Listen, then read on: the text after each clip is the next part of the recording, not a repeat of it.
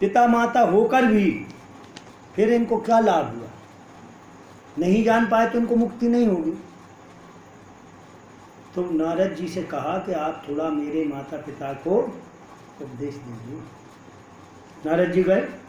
नारद जी के माध्यम से भगवान ने वसुदेव और देवकी को उपदेश दिलाया। वसुदेव देवकी जानते थे कि क्या बात है।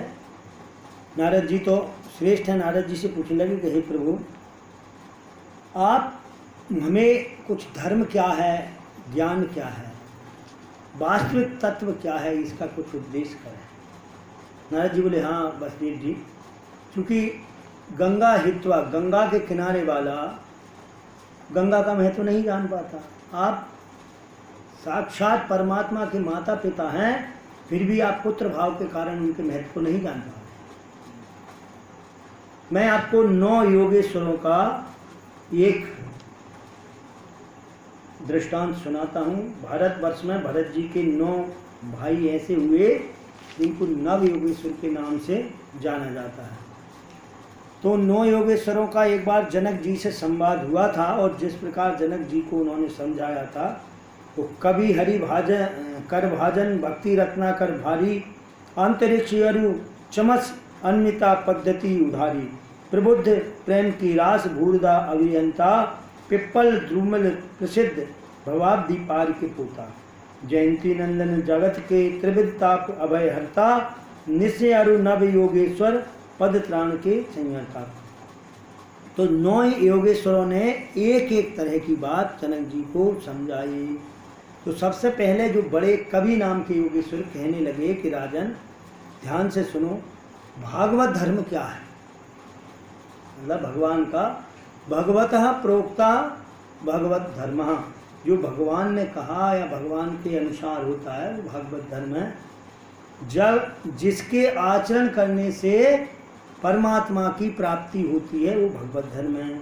उसका वास्तविक कल्याण, दुख की बिल्कुल निवृत्ति, फिर दुख रह नहीं जाता है। अब ध्यान से सुनिए, देखो जन्म मरण भव के रोग है। भव रोग भयंकर, भव मुक्ति के लिए सुंदर सरलतम साधन भगवान के चरण कमलों की उपासना है। देखो ज्ञान है, मुक्त हो सकते हो, पर एलोपैथिक है भैया, रिजेक्शन कर गया तो एक और बीमारी लग जाएगी। तपस्या, तप मुक्त हो सकते हैं, पर भैया आयुर्वेद है, कड़वा है, परहेज बहुत है, जरा गड़बड़ हुआ तो उसका परिणाम गलत हो जाए। तो भक्ति रूपी भवरूप की मीठी दवा एलोपैथी, जो होम्योपैथी है, कोई परहेज नहीं, कोई साइड इफेक्ट नहीं, 2 गोली मीठी मीठी खाते जाओ और रोग को भगाते जाओ। समय जरूर लगेगा। तो ऐसी भक्ति ही जो ऐसी चीज है जो जन्म मरण से मुक्ति दिला सकती है बिना किसी समस्या के। तब दूसरे ने कहा, भैया देखो, अब भक्तों के क्या उत्तम है, उत्तम, मध्यम और प्राकृतिक। ये वैष्णव भक्तों के 3 भेद हैं। अंतरिक्ष महाराज ने माया का स्वरूप बताया कि माया क्या है, माया से बचने के क्या उपाय है। माया भगवान की एक ऐसी स्थिति है कि माया से बचना साधारण नहीं है। वेद ब्रह्माद ऋचाएं भी माया से बचने के लिए क्या करते हैं। तो कहने लगे कि भैया ये माया अभी इतनी खराब है तो इसको मार क्यों नहीं देते। भगवान मारते हैं इस माया को, ये उनके जीव आत्मा को परेशान करती है। तो कहने नहीं भैया, ऐसा गुणमयी माया, ये मेरी माया बड़ी गुणमयी है, इसके बिना कुछ नहीं हो सकता। सोना कितना भी शुद्ध हो, शुद्ध सोने से आभूषण बनाए जा सकते हैं क्या? नहीं बनेंगे, क्योंकि सोना शुद्ध नर्म होगा। तो जब तक उसमें कुछ टाका ना मिला जाए तब तक उसका आभूषण नहीं बन सकता। ऐसे ही संसार में जीवात्मा प्रकृति के अधीन होकर के जब तक उसमें माया का विकार नहीं होगा तो वो जीवात्मा संसार की सृष्टि का कारक नहीं होगा। परंतु माया का भाव जानना और माया और भक्ति का आश्रय लेना, तो भक्ति का जब व्यक्ति आश्रय ले लेता है तो भक्ति क्या है, भगवान की प्रिय है, माया है दासी। अब आपके घर में एक नौकरानी हो और एक मालकिन हो और आपका मालकिन से प्रेम है, मालकिन की कृपा है आप पे, मालकिन आपसे प्रसन्न है, आप मालकिन के सेवक भगत हैं, तो भैया वो नौकरानी आपका कुछ बिगाड़ सकती है? नौकरानी डरेगी कि नहीं डरेगी? वो तो बेचारी आपके आदेशों का पालन करे। लेकिन आप मालकिन से यदि नहीं संबंध बना, आपका मालकिन से पहचान नहीं हुई, तो नौकरानी ही आपको नचाती रहेगी, मालकिन से तो मिलने ही नहीं देगी। इसलिए हम लोग वो नौकरानी के ही चक्कर में पड़े रहते हैं। और भैया नौकरानी तो भैया क्या होती है तुम जानते ही हो। व्यक्ति खुद होता है ना, जो व्यक्ति स्वयं में बड़ा अच्छा होगा, लेकिन उसके जो नौकर चाकर होंगे बड़े को भैया ज़्यादा उनका नखरे और ठसक होगी हैं। अंदर साहब बैठे हैं, साहब फ्री हैं, साहब ने कह रखा है कोई मिलने की कोई दिक्कत नहीं है, जो भी आए मिलना, मना नहीं किया। पर आप जाओगे तो उनके जो चपरासी हैं वो कहेंगे नहीं साहब तो बिजी हैं, साहब तो मीटिंग में है, साहब तो अभी मिल ही नहीं सकते हैं। तो भैया ऐसे ही माया जो है भगवान से मिलने के लिए रोक रखती है, मनुष्य को भटकाए रहती है। और यदि मालकिन भक्ति जी से बात हो जाती है, भक्ति जी से परिचय हो जाता है, भक्ति की कृपा हो जाती है, तो क्या होता है, मालकिन सीधी डायरेक्ट जाती हैं ऑफिस में भी। वो अपना आया है, मीटिंग चल भी रही होगी ना साहब की, 1 मिनट रुकना भैया, हाँ भाई बोलो, हाँ ठीक ठीक नहीं होने वाला। तो भक्ति का इतना महत्व है। इस प्रकार से जितेंद्रिय पुरुषों की क्या गति है, अजितेंद्रिय पुरुषों की क्या गति है, और महाराज अवतारों का निरूपण कैसे हुआ है। तो इस तरह से पृथ्वी का अणु परमाणु प्रकृति का है, तो ये सब चीज़ का बड़े विस्तार से उन नवयोगेश्वरों ने जनक के से कहा। वही सारे संवाद आज जो है इनको बसदेव जी को बताने लगे। अब एक योगेश्वर बोले कि देखो भाई, वेदों का तात्पर्य बड़ा अलग है। वेदों की भाषा हर एक व्यक्ति के समझ से परे है। वेद क्या कहना चाह रहे हैं और हम उसको क्या समझ रहे हैं, मन माना आचरण कर रहे हैं। तो वेद वाणी सबके समझ की योग्य नहीं है। तो हम क्या करते हैं, वेद परोक्षवादी है। एक उदाहरण सहित देते हैं। जैसे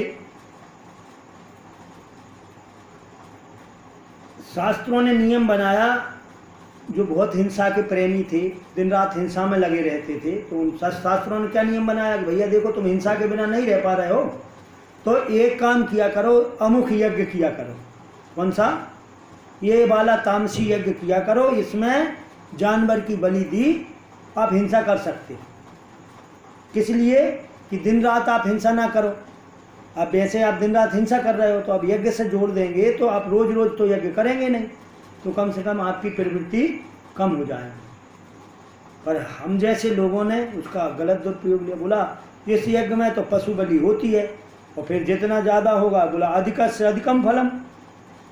वेदों में कहा है कि अधिक से अधिकम फलम मतलब अधिक सा अधिक फल होगा। तो किसके लिए? दान के लिए। दान अधिक करोगे तो आपको अधिक फल मिलेगा, और भजन अधिक करोगे तो आपको अधिक फल मिलेगा। लेकिन लोगों ने कहा नहीं, पशु बलि अधिक करोगे तो पशु बलि से अधिक फल मिलेगा यज्ञ का। मतलब एक पशु की जगह आप 50 पशु मारोगे तो और फल मिलेगा। तो वही तरह का हुआ भैया कि आश्रम में एक चेला था गुरुजी का, उसको बीड़ी पीने की आदत। गुरुजी ने कहा भैया आश्रम में तो बीड़ी पीना सख्त मना है। अरे गुरुजी मैं बिना बीड़ी के तो रह ही नहीं सकता हूँ। अब गुरुजी ने कहा अरे राम राम, बड़ा आदी है। तो बोला देख भाई, आश्रम है, यहाँ बीड़ी तो हो नहीं सकती है, तू आश्रम के बाहर जा कर के इतवार के इतवार सप्ताह में 1 दिन बीड़ी पी सकता है, छूट दे दे। तो गुरुजी ने कहा कि सोचा 1 दिन पिएगा, 7 दिन 6 दिन बचे रहेगा, तो धीरे धीरे इसकी आदत कम हो जाएगी, फिर सब छोड़ देगा। तो एक दिन की उसको छूट दे दी कि भाई तुम इतवार के दिन बीड़ी पी सकता है आश्रम के दरवाजे।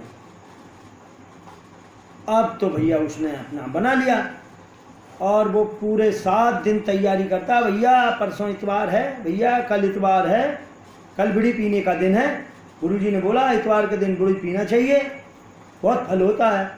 तो भैया जो नहीं पीते थे उन्हें भी इतवार के दिन बीड़ी पिलाने लग गया। तो ऐसे क्या उद्देश्य से कौन सी बात कही गई है वेदों की, हम ना समझने के कारण उनका गलत अर्थ निकाल लेते हैं, क्योंकि वो तो जो है वेद परोक्षवादी है, उनका अर्थ सब तो समझ नहीं सकते। जैसे कि एक बहुत धनवान व्यक्ति थे, उन धनवान व्यक्ति को क्या आदत थी, चावल के माड़ पीने, चावल के माड़ की पीने की आदत थी। गरम गरम माड़ उनको अच्छा लगता था चावल का।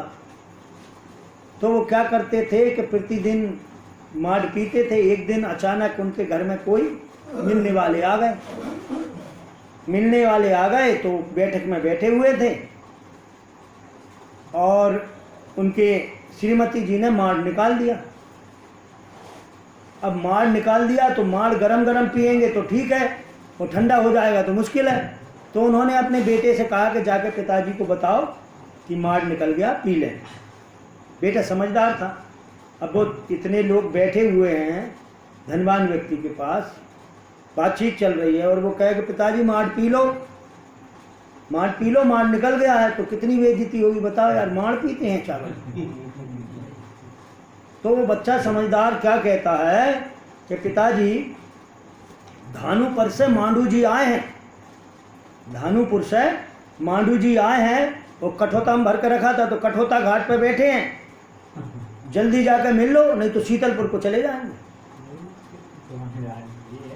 वो समझ गया व्यक्ति कि भैया धान का माड़ निकला है और कठोता में भर कर रखा है और देर से जाऊंगा तो शीतल मतलब ठंडा हो जाएगा, इसलिए चल कर पी लेना चाहिए, जाकर मिल लेना चाहिए। तो जाकर पी के आ गया वो। तो वेद की ऐसी भाषा है तो समझने वाला समझ, समझने वाला। अब आजकल वेद की भाषाओं को कोई वेद तो पढ़ नहीं रहा, न समझ पा रहा कि उसमें क्या कहा गया है, और विधर्मी कुतर्की लोग उसकी मनमानी व्याख्या कर देते हैं। फिर अज्ञानी लोग उसको पढ़ते हैं, फिर उसको उसी ढंग में प्रचारित करते हैं। देखो वेद में ये लिखा है, ये हम बता रहे हैं, लिखा है, हमने खुद सुना लोगों के मुंह से।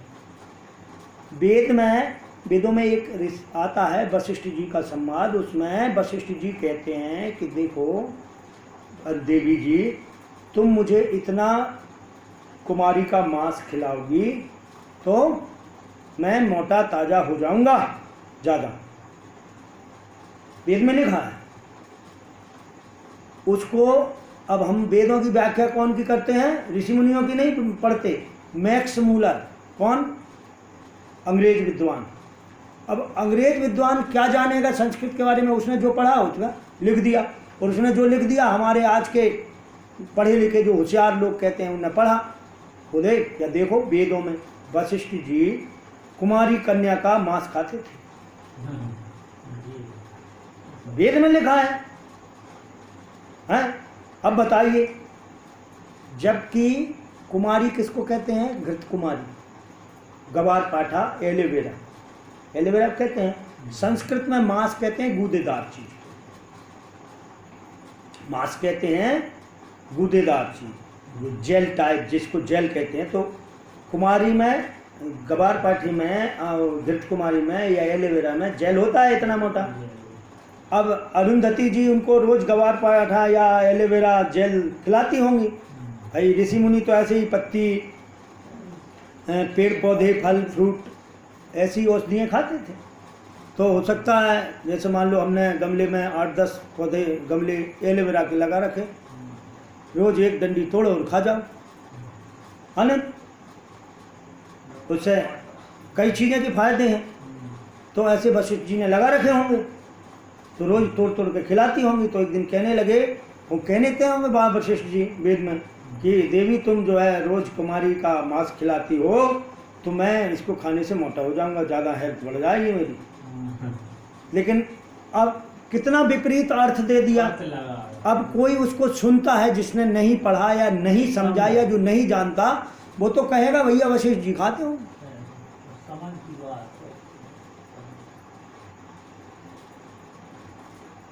तो वेदों की ऐसी व्याख्या हो गई है, इसके कारण धर्म की विकृति हो गई है।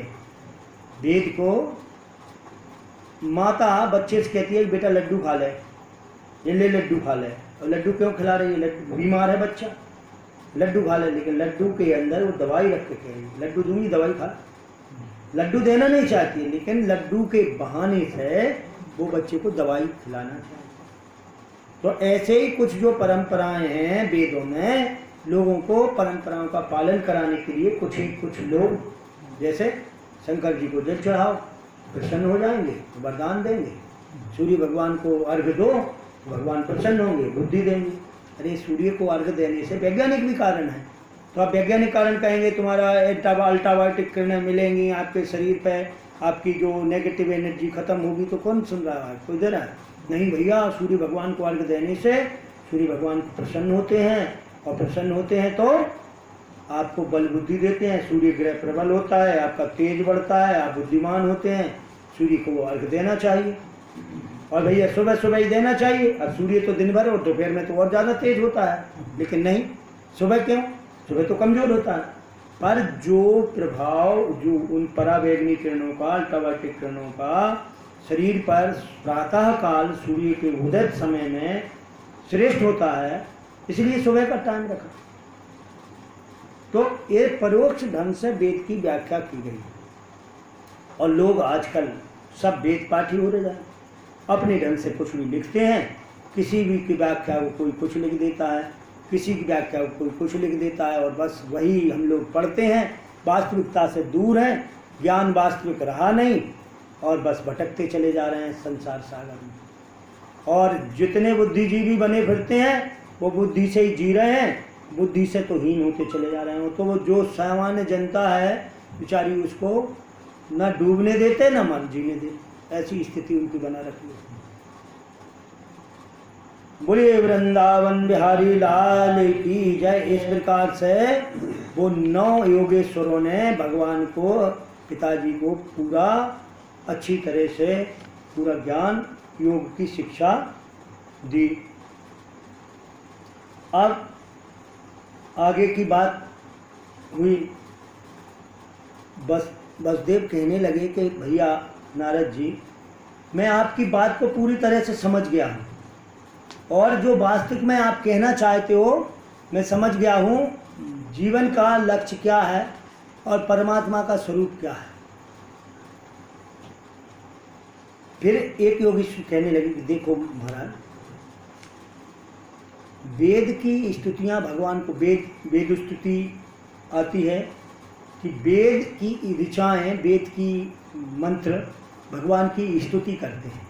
तो भगवान की स्तुति करने की ज़रूरत क्या है? भगवान तो सर्वश्रेष्ठ हैं, परमात्मा हैं। अब भाई जैसे कोई नेताजी की जय हो जय हो जय हो, उनको चिंता होती है जिनको अपना कुछ कम लग रहा हो, तो भैया जय जयकार करा लो, लोगों में प्रचार प्रसार होगा तो जीत जाएंगे कि हाँ भाई इनकी बहुत जय जयकार हो रही है। लेकिन भगवान तो सर्वेश्वर हैं, उनकी जय जयकार है। तो कहते हैं, भगवान कहते हैं, इसने कहा कि भैया जयकार तो उसके, हम तो अजित हैं, भगवान को भी इधर है ऋचाएँ श्रुतियाँ वेद मंत्र कहते हैं कि भगवान अजित हैं। फिर अजित हैं तो जयकार की क्या? भैया भक्त कहते हैं कि देखो प्रभु, आप हैं परमात्मा और इंसान है, संसार में कौन है? जीवात्मा। जीवात्मा परमात्मा के ही अंश हैं, परमात्मा के पुत्र हुए। और भैया अब आपको तो ठीक कोई फर्क नहीं पड़ता, आप परमात्मा हर एक जीवात्मा के अंदर बैठा हुआ है। हम कहते हैं ना हर व्यक्ति के अंदर परमात्मा बैठा है। जब परमात्मा बैठा है जिसके अंदर, और उसके अंदर बाकी चीज़ें भी बैठी हैं, कौन सी? लोभ, मोह, क्रोध, मद, मात्सर्य, अहंकार, सब उसके अंदर बैठे हुए हैं।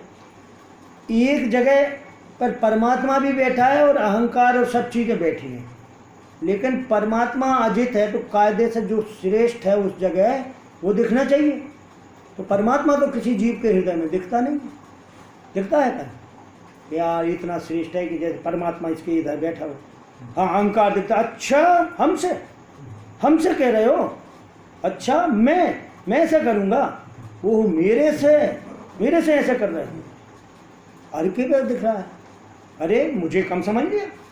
अरे महात्मा भी बन जाते हैं व्यक्ति तो अभी, अरे मेरा आसन नीचे लगा दिया, अरे महात्मा बन गए, नीचे ऊपर आगे पीछे खास प्रसिद्धि क्या मतलब रहता है? भगवान का भजन नहीं, मुझे ऐसे वैसे महात्मा समझा है?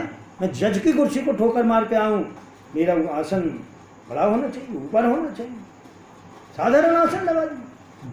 तो भैया सबके अंदर ये सब चीज़ें तो दिखाई देती हैं, माया का प्रभाव दिखाई देता है, ईश्वर बैठा है वो दिखाई नहीं देता। तो कहना पड़ेगा कि नहीं? अब जब ईश्वर बैठा है, ईश्वर और माया का बसीभूत व्यक्ति गुलाम है, माया का गुलाम बना है, तो बेइज्जती किसकी होगी? अरे देखो वो इतने ठाकुर साहब थे, ठाकुर साहब के बच्चे वो देखो बेचारे मांगो थे, तो बेइज्जती किसकी होगी? एक राजा का लड़का था, चक्रवर्ती राजा, पिता से कुछ अनबन हो गई, तो उसने अपना घर छोड़ दिया, परदेश में चला गया। परदेश में जा करके अब क्या करे? राजा का बेटा करना तो कुछ आता नहीं, तो कितने दिन राजा का बेटा बना रहेगा? आखिर जीने के लिए, खाने पीने के लिए कुछ तो करना पड़ेगा उसको। अब कभी कुछ काम किया हो तो आए, तो कुछ काम आता नहीं, तो एक होटल पर गया। क्या कर सकते हो? ये बर्तन मान सकते हो, बर्तन मान सकते हैं क्या? खाने के लिए खाने दे देना, भूखे हैं, बर्तन मान लें। तो वो चक्रवर्ती राजा का बेटा और होटल में बर्तन मांज रहा है। अब अचानक की बात है, उसी होटल में वो राजा का एक बड़ा मित्र व्यापारी था, बहुत बड़ा व्यापारी, उस दिन गया। तो जैसे ही वो होटल में गया, बैठा, तो ये बर्तन मांजने वाले उठाने गए। अब तो राजा के घर में आता जाता रहता, तो बेटे को नहीं जानेगा का? वो देख के कहने, अरे कुंवर साहब आप। अब कुंवर साहब का तो मुंह लटक गया। होटल मालिक बोला, अरे कुंवर साहब कह रहे हो ये हमारा बर्तन मांजने वाला है, बर्तन वाला। अरे भैया तुम्हारा बर्तन वाले होगा, पर ये कुंवर साहब है फलाने चक्रवर्ती राजा के बेटे। अच्छा, अब इतना सुना तो दूसरे दिन सारे समाचार पत्रों में छप गई, फलाने राजा के बेटे बर्तन मांजते हुए पाए गए, फलाने राजा के बेटे इस तरह से काम करते हुए पाए गए। अब भैया बदनामी उस राजकुमार की हुई या राजा की? राजकुमार को कौन जानता है?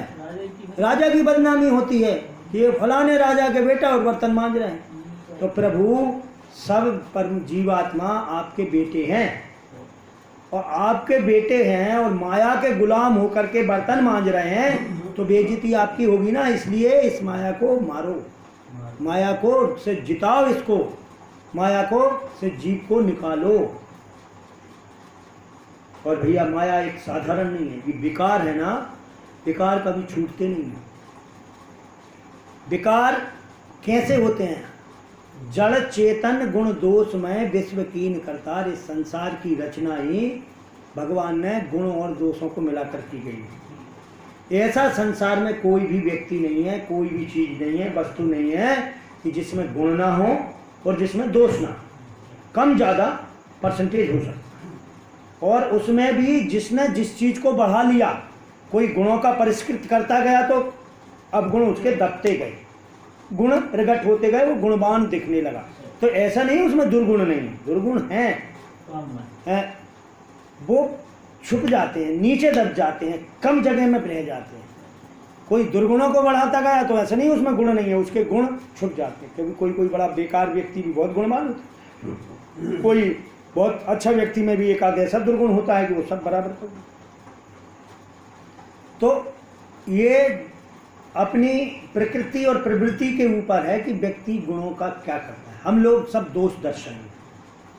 एक व्यक्ति में, एक वस्तु में, एक स्थान में सारी जगह सब कुछ ठीक होगा। मान लो एक पर्दा लगा है और बहुत सुंदर पर्दा है, अब इसमें एक छेद है। कोई व्यक्ति उसको कहता है कि पर्दा तो बहुत अच्छा है, हो सकता है कोई कह भी दे, लेकिन कहेगा यार इसमें छेद हो गया। अरे एक छेद ही तो है, बाकी तो पूरा पर्दा है, पूरा खुला होता तो। लेकिन नहीं, वो छेद प्रभावशाली है, उसकी चर्चा जरूर होगी। तो हम लोग दूरदर्शन प्रवृत्ति के हैं। एक व्यक्ति में 10 अच्छाई होंगी तो हम 10 अच्छाई नहीं देखते हैं, एक उस बुराई की ही चर्चा करेंगे। और भैया जो चीज़ तुम उठाओगे वो तुम्हारे पास आएगी कि नहीं आएगी। इधर से एक उठाई, उधर से एक उठाई, इधर से एक उठाई, उधर से एक उठाई, आपके पास 5-6 तरह की बुराई आ गई। अब आपको उस तरह की बुराई होगी तो आपको अपनी बुराई कम लगने लगेगी। धीरे धीरे आपकी बुराई आपको कम लगने लगे तो आप और थोड़ा आगे बढ़ जाएंगे, चलो इतना तो इतना, और आप पतित, आप क्या हो, डस्टबिन बन जाएंगे। सारा कचरा, भाई इधर एक कोने में कचरा पड़ा हो तो दूसरा कचरा उठा कर और हम अरे इधर किनारे में कर देंगे, कर देंगे कि नहीं। और भी किसी को मिलेगा तो वो भी वहीं कर देगा, वो वहाँ कोना कचरे का ढेर बन जाएगा। तो दूसरा भी, आप बुराई दर्शन करते हैं, बुराई इकट्ठा कर रहे हैं, तो मैं भी आऊँगा तो आपके पास बुराई ही डालूंगा। मेरे यहाँ एक हाथ में गुलदस्ता है और एक हाथ में कचरा है, तो मैं देखा हूँ कि इधर कचरा इकट्ठा हो रहा है, ये डस्टबिन है, तो मैं गुलदस्ता डालूंगा क्या उसमें? मैं क्या डालूंगा?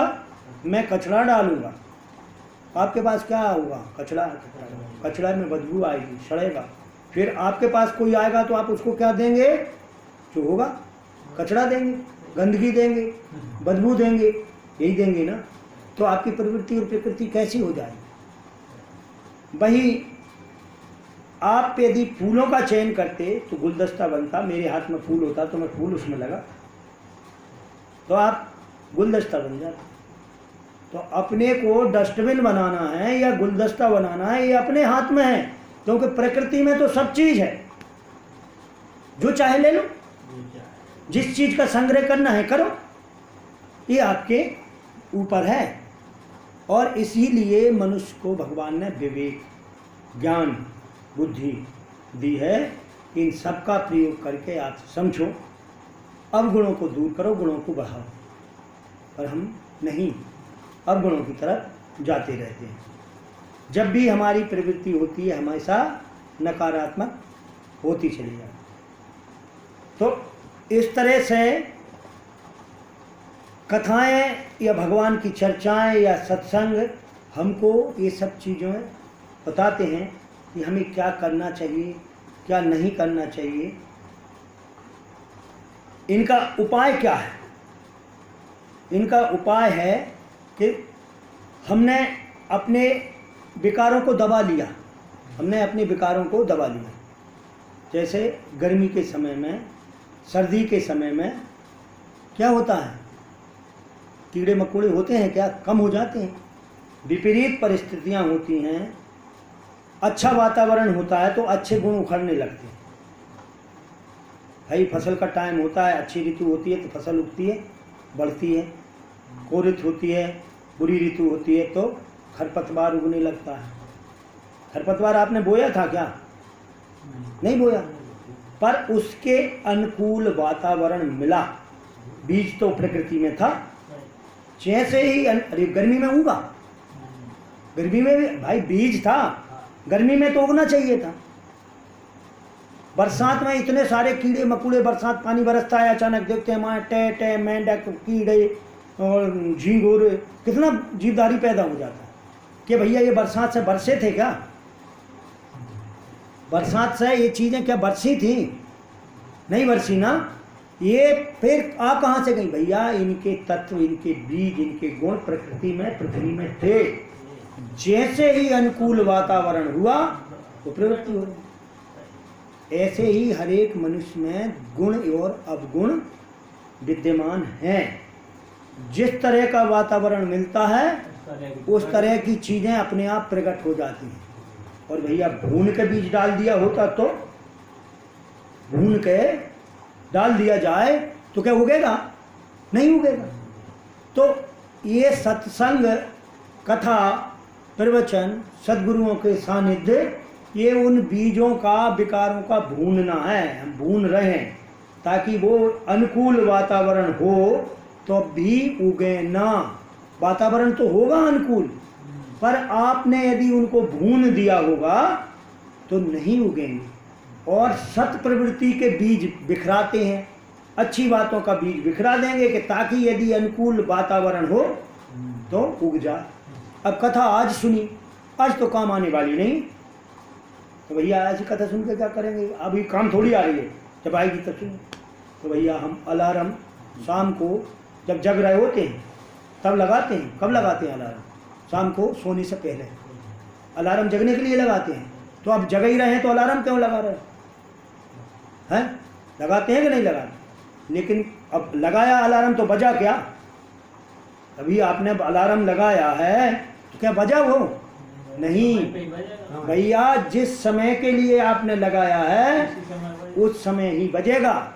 जब वो समय आएगा तो अब अलार्म अवश्य बजेगा। आप जगना चाहते हैं, आपने अलार्म लगा लिया तो जब समय आएगा अवश्य बजेगा। ऐसे ही सत्संग रूपी अलार्म में आपने सेट कर लिया है तो आपको वो परिस्थिति आएगी या वो समय आएगा तो वो सत्संग रूपी अलार्म आपको चेता देगा, उठ जा भैया, टाइम हो गया, उठ भाई, चेत जा, या रुक भाई, इस तरफ मत जा, गड्ढे में गड्ढा है। इसलिए सत्संगों का वो है कि सत्संग कब कैसा काम आएगा ये कहा नहीं जा सकता। इस तरह से विभिन्न प्रकार के माध्यम से भगवान के पिताजी को और ये विषयों की ये चर्चाएं होती हैं। कहने लगे कि जिस प्रकार हम विपरीत परिस्थितियों में, तो इसलिए महात्मा जी करते हैं ना, गर्मी में और गर्मी में तपेंगे, जल जाए, सर्दी में और सर्दी में ठुठरेंगे, शरीर को उस लायक बनाया जाए। हम लोग सर्दी में और गर्म के लिए भागेंगे, गर्मी में और ठंडी के लिए भागेंगे। हम अपने शरीर को, उन बीजों को बढ़ा कर रखेंगे, बढ़ाएंगे। सुख सुविधा ऐश्वर्य लुभ। एक महात्मा थे, उनकी एक दाढ़ी थी, बड़ी सफ़ेद थी, तो हमेशा वो अपनी दाढ़ी पे ऐसे हाथ फेरते थे। गंगा जी नहाने जाते थे तो एक वैश्या का घर पड़ता था, तो वैश्या हमेशा पूछती थी कि महाराज आपकी दाढ़ी असली है या नकली? तो महाराज कहते कि देवी और किसी दिन बताऊंगा, और किसी दिन बताऊंगा। अब हमेशा वो पूछती और हमेशा महात्मा जी का वही उत्तर रहता। एक दिन अचानक महात्मा जी चले गए, पधार गए, उनकी सब यात्रा निकल रही वहाँ से। उस वैश्या ने देखा, आ गई वो, बुला रहे महाराज ऐसे कैसे चले गए आप? आपने बोला था कि देवी आपके प्रश्न का उत्तर मैं किसी दिन बताऊंगा, और आप बिना बताए चले गए। महात्मा जी क्योंकि पहुँचे हुए सिद्ध थे, वो अर्थी पर उठ के बैठ गए, उठ पे बैठ गए, और उन्होंने वैसे ही अपनी दाढ़ी पर हाथ फेरा हाथ, और कहने लगे देवी जी मेरी दाढ़ी असली है। अच्छा, तो महाराज ये बात तो पहले भी कह सकते थे। नहीं देवी, पहले नहीं कह सकता था। इस जीवन का मन का कोई भरोसा नहीं है, कब दाढ़ी बिगाड़ दे, कब दाढ़ी बिगड़ जाए, असली से नकली हो जाए। हाँ, आज मैं कह सकता हूँ, क्योंकि अब तो मैं मर गया, अब तो मैंने इसको छोड़ दिया शरीर को। अब मैं कह सकता हूँ कि मेरी दाढ़ी असली है, क्योंकि अब तो इसमें विकार पैदा हो नहीं सकता है। तो कहने का तात्पर्य है कि महात्मा जो सिद्ध पुरुष सचेत होते हैं, वो अंतिम सांस तक इस जीव का, इस मन का विश्वास नहीं करते हैं कि कब दाढ़ी बिगाड़ देगा। तो भैया जब बड़े बड़े महात्मा सिद्ध पुरुषों को अपनी दाढ़ी बिगड़ने का भरोसा नहीं रहता है, हम लोग किस लिए छाती ठोक कर घूमते हैं? अरे मैं बहुत बड़ा होशियार हूँ, मैं बड़ा भगत जी हूँ, मैं बड़ा तपस्वी हूँ, मेरे जैसे कोई विद्वान नहीं। अरे मैं बहुत अच्छा काम करता हूँ। भैया देखो अपन तो जान में आगे रहते हैं सब काम, अपन तो कभी गलत काम करते नहीं। अरे भैया ये प्रभु की बड़ी कृपा है, प्रभु की कृपा। आप क्या करते हैं, कैसे करते हैं, ये आप अपने आप को मान रहे हैं, ये बिल्कुल आप भूल में हैं। प्रभु की कृपा के बिना, अरे आपसे श्रेष्ठ हर क्षेत्र में आपसे 100 गुना, 1 गुना नहीं 100 गुना श्रेष्ठ, आपसे सुंदर, आपसे बलवान, आपसे बुद्धिमान, आपसे पढ़े लिखे, आपसे धनवान, आपसे कीर्तिवान, पर भटक रहे हैं, कुछ नहीं कर पा रहे हैं, संसार में हताश हैं, निराश हैं। और तुम अपने आप पे गर्व करे जा रहे हो, मैं सक्सेस, मैं ये होशियार, मैं इस काम में माहिर। नहीं, परमात्मा की बड़ी कृपा है कि आपको उसने इस योग्य समझा, नहीं आप भी ऐसे भटक रहे होते। कहते हैं ना, सूरदास जी जैसे सैकड़ों सूर रोटी मांगत घूम रहे हैं, रोटी मांगत, टुकड़ा मांगत सूर घूम रहे हैं, और एक सूर के लिए नमस्कार और उनकी बातें कहीं उदाहरण और कथाओं में चल रही हैं।